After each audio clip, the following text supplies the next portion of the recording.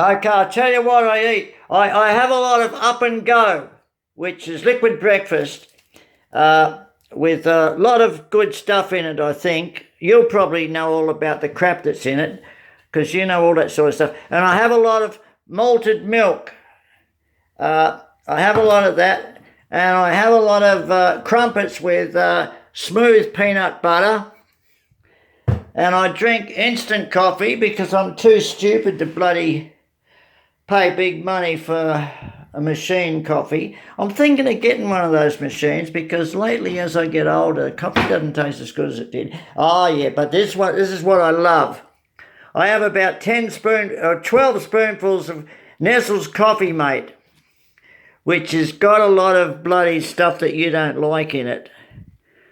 That's very unhealthy, you reckon, but it's done me good since 1979. I eat a lot of strawberries and bananas, and I eat a hell of a lot of sugar. I have 2.5 spoonfuls in each cup of coffee about 8 times a day, and 2 spoonfuls of Coffee Mate 8 times a day. What else do I eat? Fuck all, just about. I eat a lot of candy. A very sweet tooth, but not too much candy as I get older. What else do I bloody eat? Eggs, I like eggs. I don't eat much meat. I like chicken, I eat chicken. My friend's a cook, and once a week I go down to his place and he gives me fabulous stuff. I drink a lot of beef soup and a lot of 100% cocoa dark chocolate, and a hell of a lot of these little things. Hang on, where are they? Fucking hell, the door's shut. These little yogurts. I love these yogurts. Yeah, toffee and toffee flavour. That's about all. I eat whatever I feel like. You know, I only eat when I'm hungry. I hardly have breakfast ever. And I just eat when I'm hungry, which is usually about twice a day. And I weigh 55 kilos, and I'm always 55 kilos. Have been. I was 60 kilos once, but as I get older, I'm 55 kilos. So, I don't cook. I don't like cooking much. No. Here we go. We got one of these things. I'll blow it for you. There. What else I got to tell you? Nothing else much. I had a shower, and this is as clean as my face gets. This must be sun damage. This must be all sun damage through the years. Anyway, I forgot to tell you, I don't eat many vegetables. I eat peas and potato, and that's about it. I love peas and baked potato and mashed potato with gravy. And what else do I eat? Oh, I eat a lot of fried fish and crumbed fish that are caught locally here in the local fish shops. The water around here is pretty good. And what else? Oh, that's about all.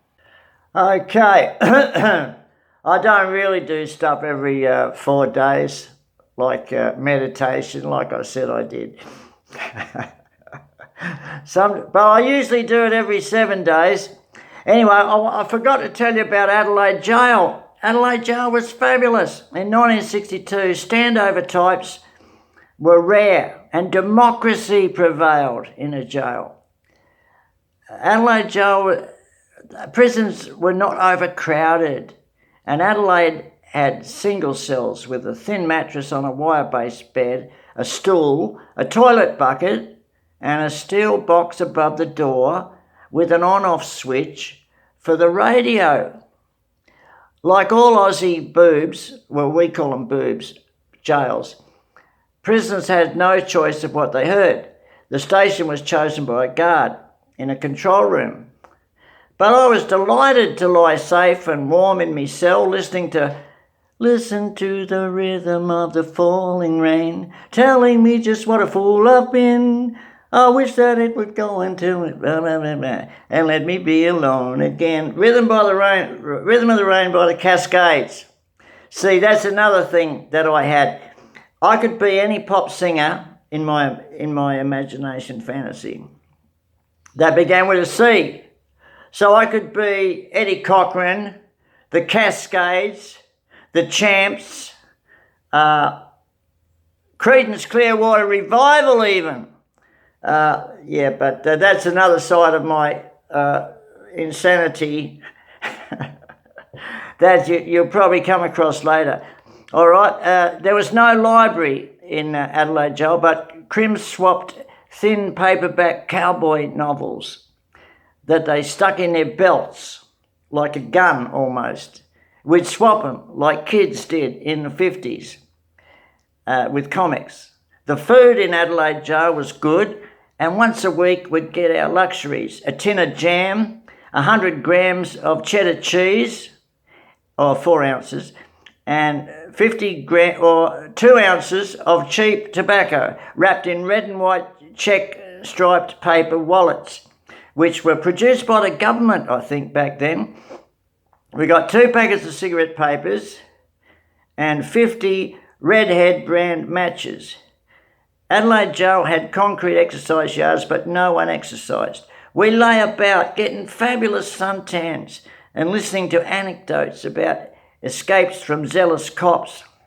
And old drifters exchanged reports of missing pals and filed them away in memories to retell at future chance meetings.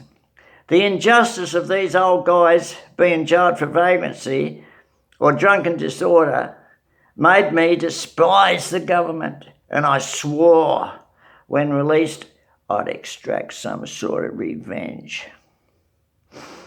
Anyway, after 2 weeks at Adelaide Jail, I was transferred to Yatala, and you've already heard that story. So what happens next? Let's have a look.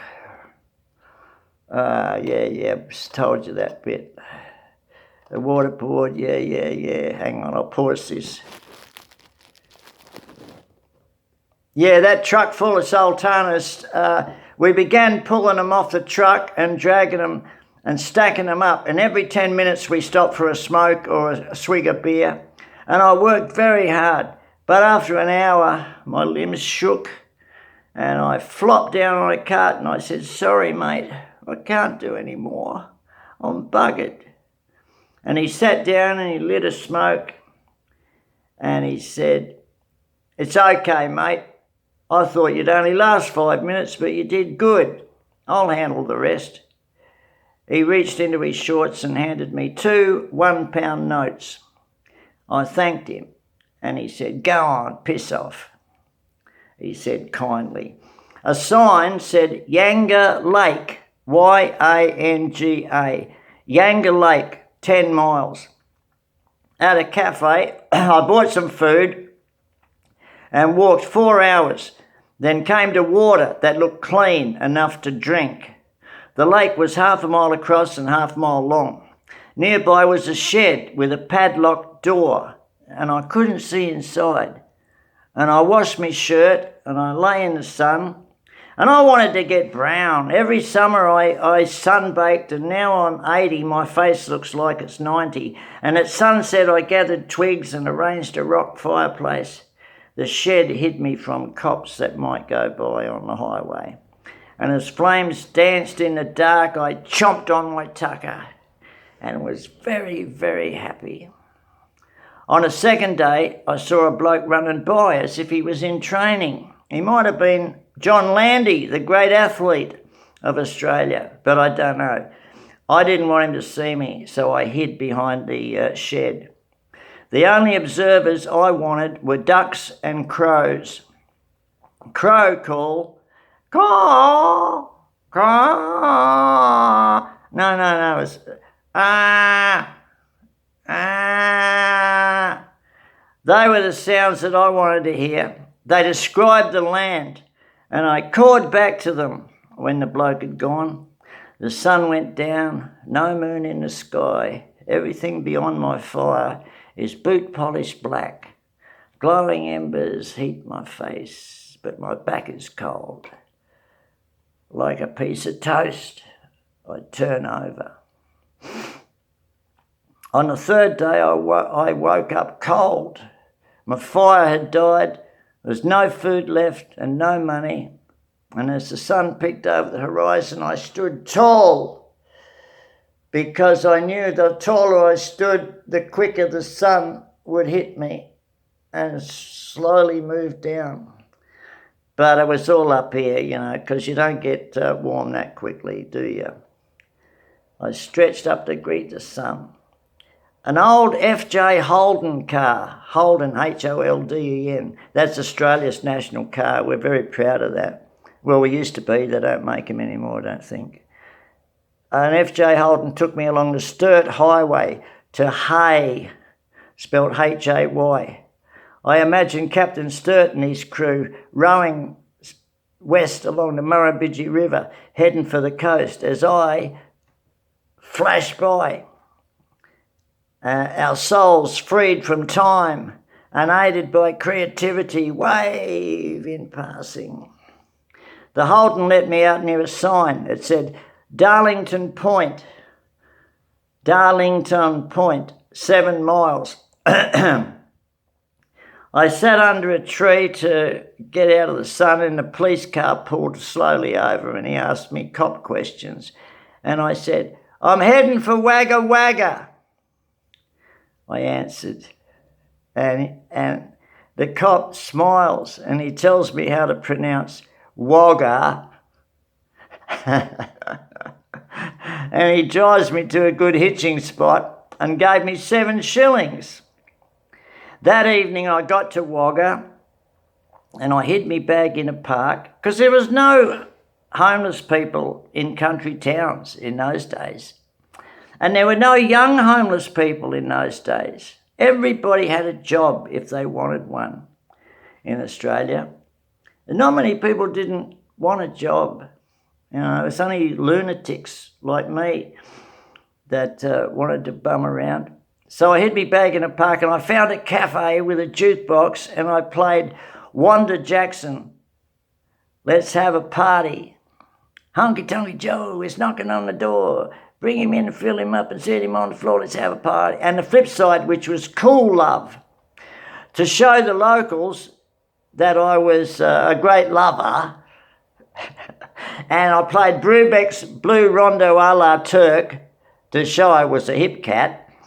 And I played Blue, blue, blue, blue moon, dip-de-dip-de-dip, blue, blue, blue, blue moon, dip-de-dip-dip, by the Marcells. And I played Chubby Checkers Pony Time, Pony, Pony Time, because I liked them. And at 9 o'clock, I found a movie theatre. And at interval in a country town, when it's a double feature, they don't give you pass-outs at interval. So I sneaked in at interval and I saw John Wayne in McClintock. And it was a Western, you know it anyway. I walked back to the park and I retrieved my blanket and I stretched on a bench and tried to sleep. Murrumbidgee mozzies, mosquitoes from the Murrumbidgee River bit my face, and when I covered my face, my ankles were attacked. So I got up and searched around for cigarette butts until a car with no lights came slowly through the park. It stopped. Someone shone a torch on me and a butch voice said, "Come here." I did. "Get in the back seat." "Why should I?" "'Cause we're coppers, that's why." "Show me your badge." He showed me what may have been a cop ID, but it could have been a RSL club badge for all I knew.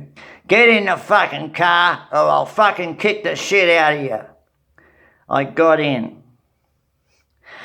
They drove slowly through the park. The two guys might be rapists or murderers, so I plotted how to escape. But they drove out the gate and up the silent street to the cop station, where they asked about myself, and I gave them bullshit. I'm heading to Sydney to stay with me Uncle Tom. He's lined me up a job with Coles, the supermarket. And they seem to swallow it. We're going to phone Adelaide and check if you got any warrants, so wait here.